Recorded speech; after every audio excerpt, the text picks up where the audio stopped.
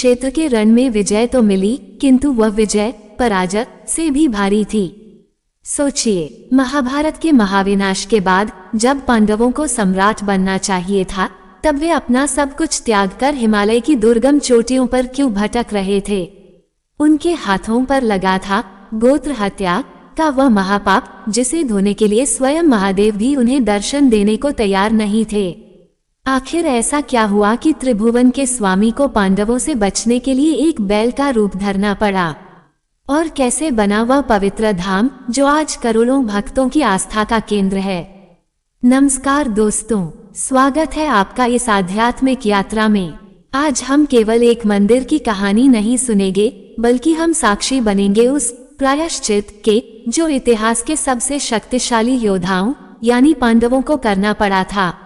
आज के इस वीडियो में हम जानेंगे कि आखिर केदारनाथ मंदिर की नींव कैसे पड़ी। वो कौन सी दैवीय शक्ति थी जिसने पांडवों को स्वर्ग का मार्ग दिखाया?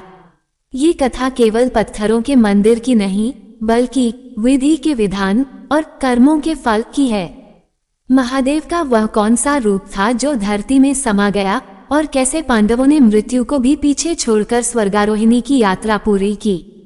तो अपने मन को एकाग्र कर लीजिए, क्योंकि हम बढ़ने वाले हैं उस रहस्यमय मार्ग की ओर जहां मनुष्य और देवता का मिलन होता है। महाभारत का प्रलयनकारी युद्ध समाप्त हो चुका था। कुरुक्षेत्र की भूमि रक्त से लाल थी और पांडव विजयी तो थे, किंतु उनके हृदय गहन विषाद से भरे थे। सम्राट युधिष्ठिर का मन अशांत था।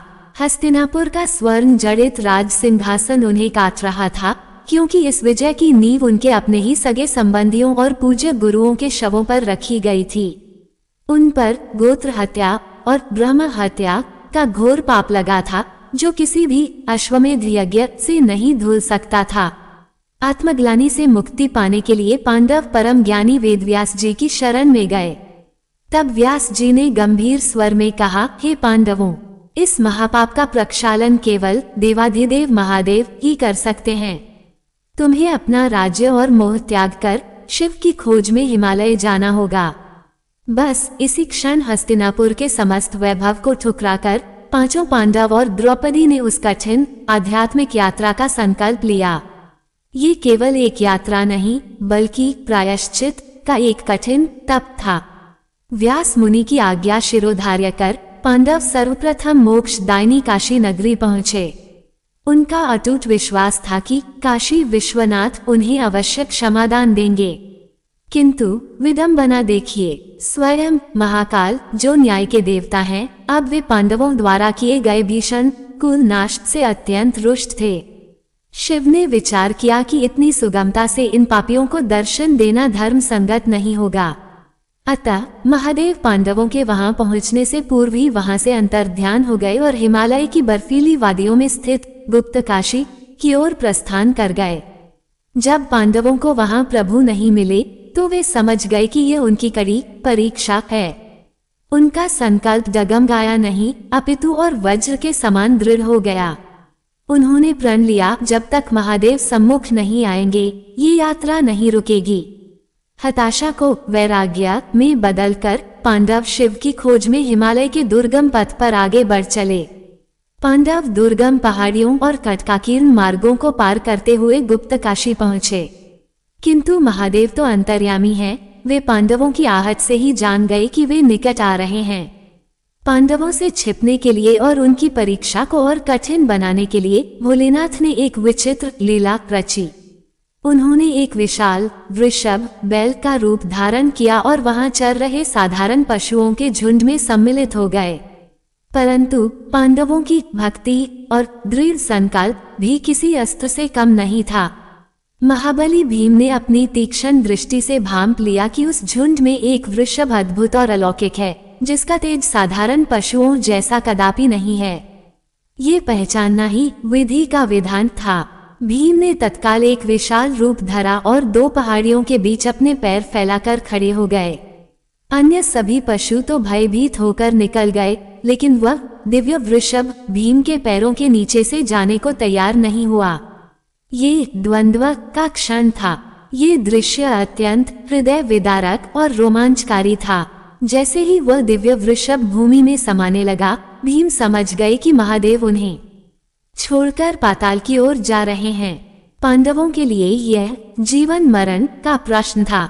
बिना क्षण गंवाए महाबली भीम ने अदम्य साहस का परिचय देते हुए वृषभ की ओर छलांग लगा दी और पूरी शक्ति से उस वृषभ की पूंछ और कुबड़ को कसकर पकड़ लिया। ये केवल दो शक्तियों का संघर्ष नहीं था, बल्कि एक भक्त का अपने ईश्वर को रोकने का हठ था। भीम का वह स्पर्श और पांडवों का पश्चाताप देखकर महादेव का हृदय पिघल गया। उनका धड़ तो भूमि में समा गया, किंतु वह कुबड़ वाला भाग वहीं शिला के रूप में स्थापित हो गया। कहते हैं, शिव का मुख नेपाल के पशुपतिनाथ में प्रकट हुआ और पृष्ठ भाग केदारनाथ में। यही वह स्वयंभू शिला है जिसकी पूजा आज हम केदारनाथ धाम में करते हैं। भीम के उस दुस्साहस में भी असीम भक्ति और आर्तनाद छिपा था।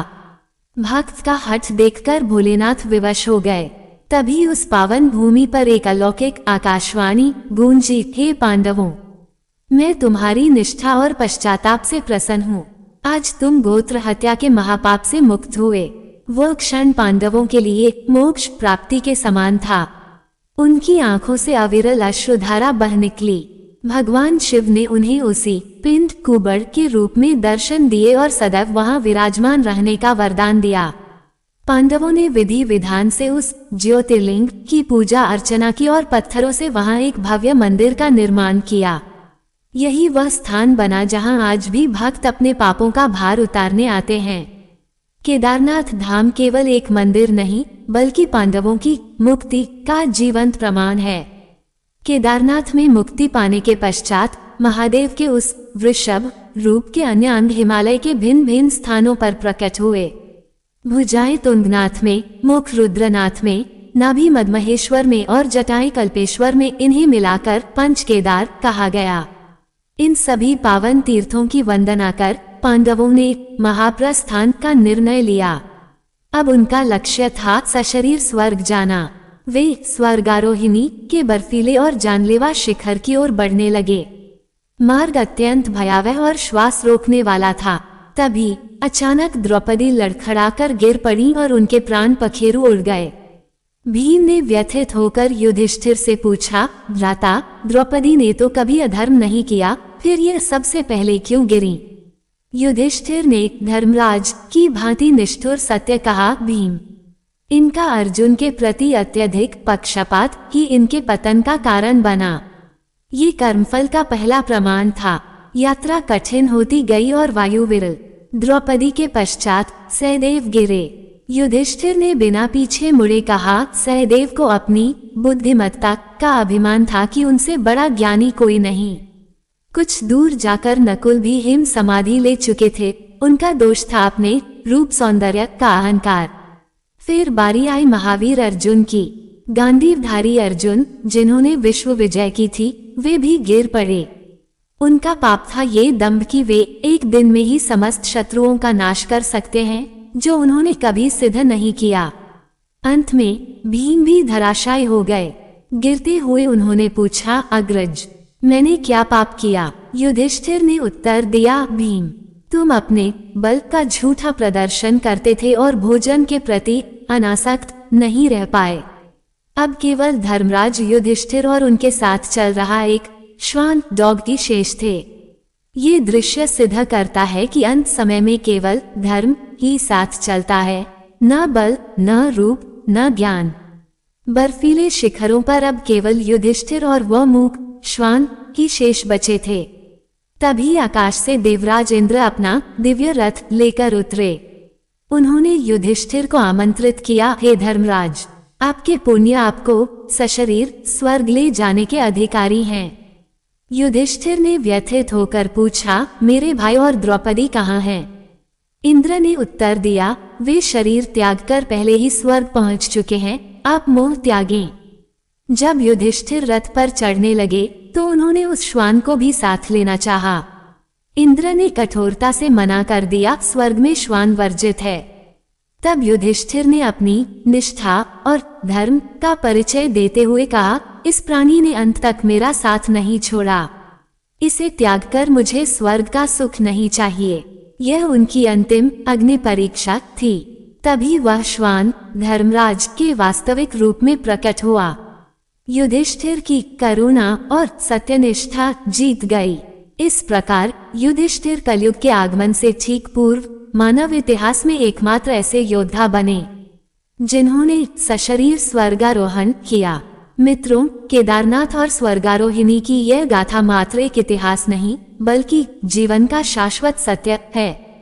ये हमें सिखाती है कि कर्म फल के विधान से कोई नहीं बच सकता, चाहे वह त्रिलोक विजयी पांडव ही क्यों न हो।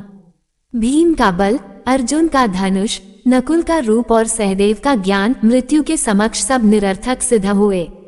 अंत समय में न शक्ति काम आती है, न सौंदर्य और न ही बुद्धि। यदि कुछ साथ जाता है तो वह है युधिष्ठिर जैसा धर्म और करुणा। अहंकार और मोह हमें नीचे गिराते हैं, जबकि ईश्वर के प्रति पूर्ण समर्पण और सत्यनिष्ठा ही हमें मोक्ष के द्वार तक ले जाती है। जरा एक पल रुक कर सोचिए, जब महाबली पांडवों के कर्मों का भी हिसाब हुआ तो क्या हमारे और आपके कर्म छिप पाएंगे? निर्णय आपका है। अगर इस कथा ने आपके रोंगटे खड़े किए हैं और आपके हृदय में महादेव के प्रति आस्था का दीप जलाया है तो कमेंट्स में अभी हर हर महादेव अवश्य लिखें। सनातन संस्कृति के ऐसे ही अनसुने रहस्यों को जानने के लिए इस वीडियो को लाइक करें, अपने मित्रों के साथ शेयर करें और हमारे चैनल को सब्सक्राइब करके बेल आइकॉन जरूर दबाएं। जल्द मिलेंगे एक और पौराणिक रहस्य के साथ। तब तक के लिए शिव की कृपा आप पर बनी रहे। जय श्री केदार, जय भोले।